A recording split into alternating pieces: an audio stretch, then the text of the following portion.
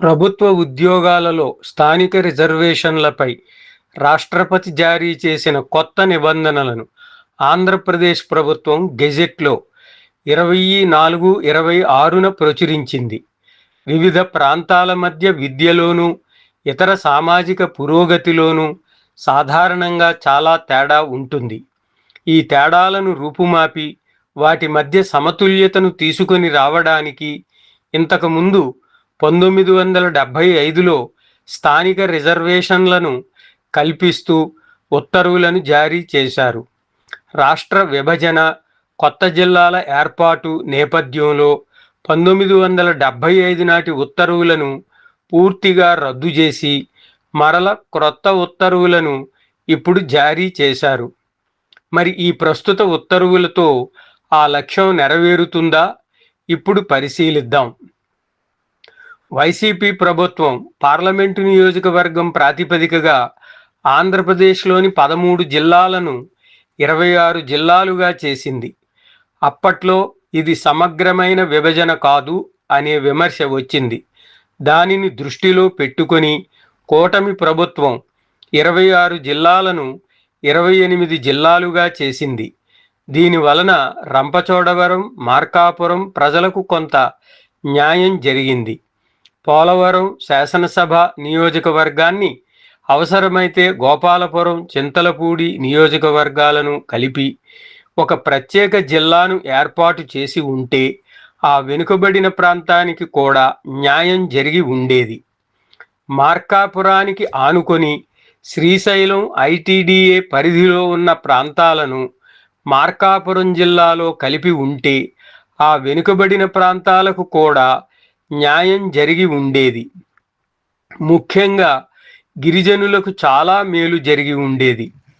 ఇప్పుడు రాష్ట్రపతి ఉత్తర్వులలో ఆ ప్రాత 26 జిల్లాలనే జిల్లాలుగా గుర్తించారు.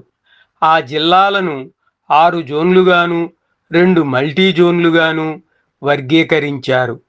పార్వతీపురం, శ్రీకాకుళం, విజయనగరం, విశాఖపట్నం, అనకాపల్లి జిల్లాలను 1వ జోనుగాను, కాకినాడ, కోనసీమ, తూర్పుగోదావరి, ఇప్పటి పోలవరం జిల్లాను కలిగిన అప్పటి అల్లూరు సీతారామరాజు జిల్లాలను 2వ జోనుగాను, పశ్చిమ గోదావరి, ఏలూరు, ఎన్టీఆర్, కృష్ణా జిల్లాలను 3వ జోనుగాను, గుంటూరు, బాపట్ల, పల్నాడు, నెల్లూరు, ఇప్పటి మార్కాపురం జిల్లాను కలిగిన అప్పటి ప్రకాశం జిల్లాలను 4వ జోనుగాను, తిరుపతి, చిత్తూరు, అన్నమయ్య, కడప జిల్లాలను 5వ జోనుగాను, కర్నూలు, నంద్యాల, అనంతపురం, శ్రీ సత్యసాయి జిల్లాలను 6వ జోనుగాను ఏర్పాటు చేశారు. 1, 2, 3 జోన్లను కలిపి మల్టీ జోన్ 1గాను, 4, 5, 6 జోన్లను కలిపి మల్టీ జోను 2గాను ఏర్పాటు చేశారు. పోలవరం, మార్కాపురం జిల్లాలను విడిగా చూపించలేదు. ఈ ప్రతిపాదనలు రాష్ట్రపతికి పంపేటప్పటికీ ఈ 2 జిల్లాలు ఏర్పడలేదని ప్రభుత్వం చెప్పవచ్చును. మల్టీ జోన్ 1 పరిధిలో పార్వతీపురం, మన్యం, అల్లూరి సీతారామరాజు జిల్లాలను కలిపి ఒక గిరిజన జోనుగాను, మిగిలిన వాటిలో శ్రీకాకుళం, విజయనగరం, విశాఖపట్నం, అనకాపల్లి జిల్లాలను 1 జోనుగాను, కాకినాడ, కోనసీమ, తూర్పుగోదావరి జిల్లాలను 1 జోనుగాను, పశ్చిమ గోదావరి, ఏలూరు, ఎన్టీఆర్, కృష్ణా జిల్లాలను 1 జోనుగాను చేసుంటే గిరిజనులకు ఎంతో మేలు జరిగి ఉండేది. ప్రాత 4వ జోను అయిన రాయలసీమ ప్రాంతాన్ని 2 జోన్లుగా విడదీయడం, మల్టీ జోను 1 పరిధిలో ఉన్న 3వ జోనును పూర్తిగా మల్టీ జోను 2 పరిధిలోనికి మార్చడం కొంత సబబుగానే కనిపిస్తుంది. ఈ స్థానిక ప్రాంతం పరిధికి లోబడి ఉద్యోగుల ఎంపికలు, నియామకాలు, బదిలీలు, పదోన్నతులు ఉంటాయని చెప్పారు. ఇప్పుడున్న ఉద్యోగులను ఆ ప్రాంతానికి పాలనాపరమైన అవసరం, ఉద్యోగుల వయస్సు, అనుభవం, ఆ ప్రాంతంలో ఉద్యోగి చేసిన సేవ, ఉద్యోగి ప్రాధాన్యత, ఉద్యోగి స్థానిక భాషలలో పట్టు, స్థానిక చట్టాలపై పట్టులను దృష్టిలో పెట్టుకొని తగిన ప్రాంతాలకు కేటాయించాలి. ఈ కేటాయింపులపై ప్రభుత్వానికి ఆక్షేపణ, అభ్యంతరాలు ఏమైనా ఉంటే 60 రోజుల లోపు అప్పీలును చేసుకొనాలి. డిప్యూటీ కలెక్టరు లాంటి రాష్ట్ర స్థాయి గ్రూప్ 1 పోస్టులను కూడా మల్టీజోన్ స్థాయి పోస్టులుగా మార్చారు. నిజానికి తహసీల్దారు స్థాయి అధికారులను మల్టీజోనులోను, అసిస్టెంట్ డైరెక్టరు, డిప్యూటీ కలెక్టరు స్థాయి అధికారులను రాష్ట్ర స్థాయిలోనూ చేర్చితే ప్రభుత్వానికి పరిపాలనపై పట్టు పెరుగుతుంది, ప్రజలకు మేలు జరుగుతుంది. మల్టీజోన్ స్థాయిలో నియమింపబడిన డిప్యూటీ కలెక్టర్లను రాష్ట్ర స్థాయి పోస్టులలోనికి తీసుకొనేటప్పుడు తగు నిష్పత్తిని పాటించకపోతే ఆయా మల్టీజోన్ల తహసీల్దార్లలో ప్రమోషన్ల విషయంలో అసంతృప్తి, అశాంతి ఏర్పడవచ్చును. 1975 రాష్ట్రపతి ఉత్తర్వులలో లేకపోయినా సెక్రటేరియట్, విభాగాధిపతుల కార్యాలయాలలోని సిబ్బందిని స్థానిక ప్రాంతాలకు ప్రభుత్వం బదిలీ చేయవచ్చని ఇందులో సర్వీసు రూల్స్కి విరుద్ధంగా కొత్తగా చేర్చారు. దీనివలన క్షేత్రస్థాయి పోస్టులలోనికి రాష్ట్ర స్థాయి ఉద్యోగులు దూరిపోయే అవకాశం ఉంటుంది. గతంలో అటువంటి ప్రయత్నాన్ని రాష్ట్ర స్థాయి ఉద్యోగుల తరపున ప్రభుత్వం చేసినప్పుడు రాష్ట్రపతి ఉత్తర్వులలో ఈ నిబంధన లేకపోవడం వలననే సర్వోన్నత న్యాయస్థానంలో క్షేత్రస్థాయి ఉద్యోగులకు న్యాయం జరిగింది. జోనల్ స్థాయి, మల్టీజోను స్థాయి పోస్టులను వర్గీకరించేటప్పుడు ప్రతి శాఖలోనూ పర్యవేక్షకుడు మరియు మొదటి స్థాయి గెజిటెడ్ అధికారి పోస్టులను జోనల్ స్థాయి పోస్టులుగా చెప్పారు. ఇందులో కొంత అస్పష్టత ఉంది.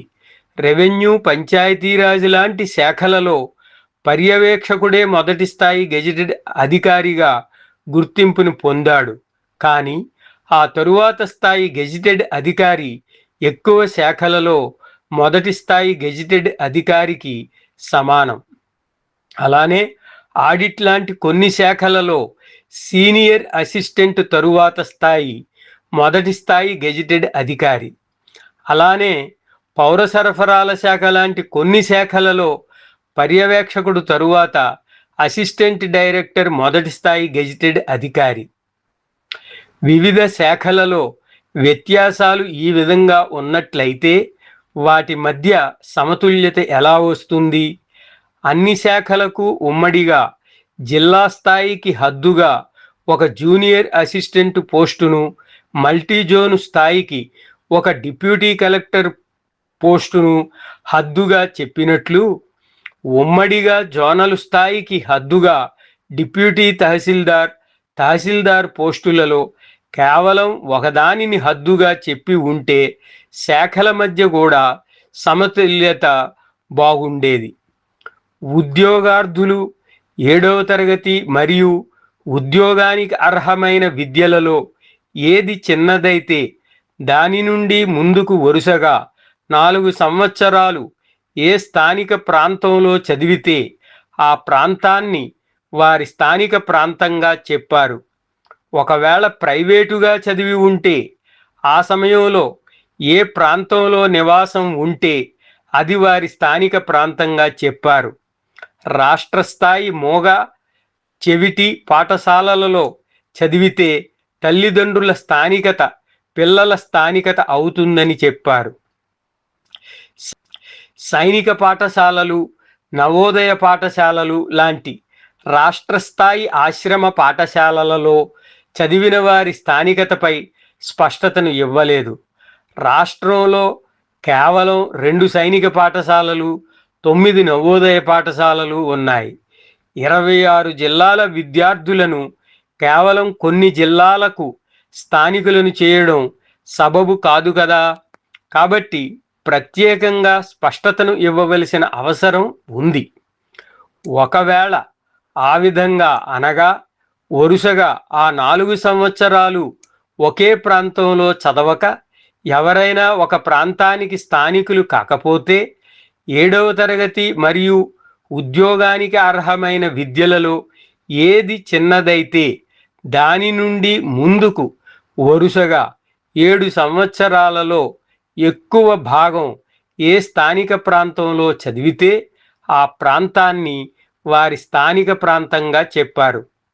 ఒకవేళ 2 లేదా అంతకంటే ఎక్కువ ప్రాంతాలలో సమానంగా చదివి ఉంటే ఆ చివరి ప్రాంతాన్ని స్థానిక ప్రాంతంగా చెప్పారు. ఇదే విధంగా ప్రైవేటుగా చదివిన వారి స్థానికతను వివరించారు. నిజానికి వాటిలో మొదటి ప్రాంతాన్ని స్థానిక ప్రాంతంగా చెప్పి ఉంటే స్థానికత పుట్టిన ప్రాంతానికి మరింత చేరువలో ఉండేది. ఒకవేళ ఆ ఉద్యోగానికి విద్యార్హత లేకుంటే నోటిఫికేషన్ ఇచ్చిన తేదీ నుండి ముందు అతని నివాసాన్ని పరిగణనలోనికి పై విధంగా తీసుకోవాలని చెప్పారు. అందువలన వారిని దొడ్డిదారిని నియమించడంలో స్వేచ్ఛ పెరుగుతుంది. నోటిఫికేషన్ ఇచ్చిన తేదీ నుండి ముందు అనే కంటే పుట్టిన తేదీ తరువాత అని చెప్పి ఉంటే బాగుండేది. నిరుద్యోగం ఎక్కువగా ఉన్న ఈ రోజులలో ఇంకా కనీసం 10వ తరగతి విద్యార్హత లేకుండా ఉద్యోగాలు ఇవ్వడం ఒక వింత.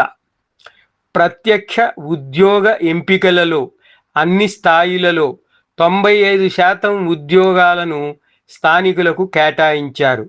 గతంలో కంటే ఇప్పుడు స్థానికతను పుట్టిన ప్రాంతానికి కాస్త దగ్గర చేశారు. స్థానికుల వాటాను పెంచారు. ఇది తెలంగాణలో కేసీఆర్ ప్రభుత్వం నుండి నేర్చుకొనిన మంచి పాఠం. అవుట్సోర్సింగ్ కాంట్రాక్ట్ ఉద్యోగులకు ఈ ఉత్తర్వులు వర్తిస్తాయో లేదో చెప్పలేదు. అందువలన వారిని దొడ్డిదారిని నియమించడంలో స్వేచ్ఛ పెరుగుతుంది. ఈ ఉత్తర్వులను తయారు చేయడంలో, గత ఉత్తర్వులను అమలు చేయడంలో వచ్చిన లోటుపాట్లను అనుభవజ్ఞులైన పాలకులు, అధికారులు దృష్టిలో పెట్టుకున్నట్లు లేదు. మీకు కనుక నా వీడియో నచ్చితే వెంటనే లైక్ చేయండి, సబ్స్క్రైబ్ చేయండి, మీ బంధుమిత్రులు అందరికీ షేర్ చేయండి. మీ అభిప్రాయాలను కామెంటు సెక్షన్లో రాయండి. ధన్యవాదములు. సెలవు.